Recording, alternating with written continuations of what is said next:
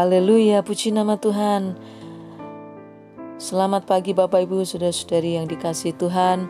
Pagi hari ini kita kembali dalam perenungan firman Tuhan yang terambil di dalam renungan kerikma hari yang ke-22, panggilan orang percaya.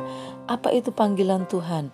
Seringkali orang menyalahartikan panggilan Tuhan dan mengartikannya sebagai suatu profesi tertentu yang berkaitan dengan hal yang rohani, seperti menjadi pendeta, hamba Tuhan, penginjil, dan lain sebagainya.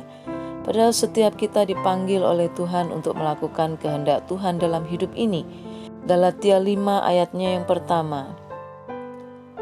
Kemerdekaan Kristen. Supaya kita sungguh-sungguh merdeka, Kristus telah memerdekakan kita.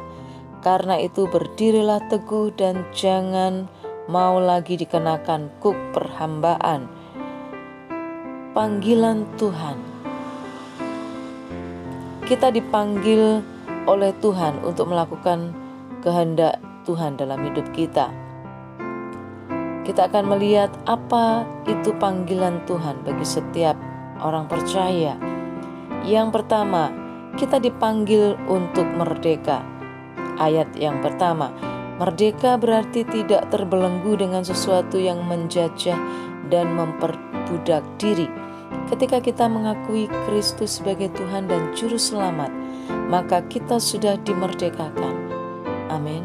Tetapi bukan hanya sampai di situ saja. Tuhan menghendaki agar dalam kehidupan kita menunjukkan hidup sebagai orang-orang yang sudah dimerdekakan, yaitu dengan hidup dalam kebenaran dan tidak lagi hidup dalam dosa. Yang kedua, dalam ayat yang ke-9 dan ayat yang ke-10, kita dipanggil untuk hidup kudus.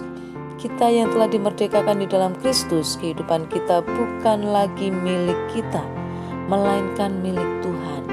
Hal ini terjadi karena ada Roh Allah tinggal di dalam hidup kita.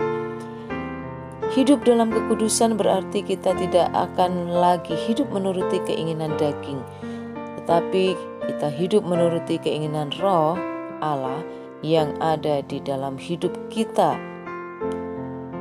Ketiga, kita dipanggil untuk melayani dan menjadi berkat. Ayat 13 sampai ayatnya ke-15. Kita dipanggil bukan untuk dilayani, tetapi untuk melayani. Seperti Tuhan Yesus. Melewati setiap kehidupan kita, Tuhan rindu itu akan menjadi berkat bagi orang lain. Diharapkan melewati kehidupan dan pelayanan kita, nama Tuhan senantiasa akan dipermuliakan. Ketika kita menyadari panggilan Tuhan di dalam kehidupan kita, maka kita tidak akan lagi hidup menuruti keinginan daging kita dan menjadi batu sandungan bagi orang lain, tetapi kita akan hidup untuk kemuliaan bagi nama Tuhan. Mengapa hidup itu menjadi berat, menjadi beban, melakukan segala sesuatu terasa berat, bahkan mengalami kebosanan dalam kehidupan, jenuh dan bosan karena kurang mengerti panggilan Tuhan. Apa panggilan Tuhan dalam hidup saudara? Ketika kita tahu panggilan Tuhan, maka kita akan tetap bertahan, karena panggilan Tuhan itu adalah kekuatan kita untuk menjalani kehidupan. Bahkan kita akan menjadi produktif dan berbuah bagi Allah. Puji nama Tuhan. Selamat beraktivitas. Tuhan Yesus memberkati.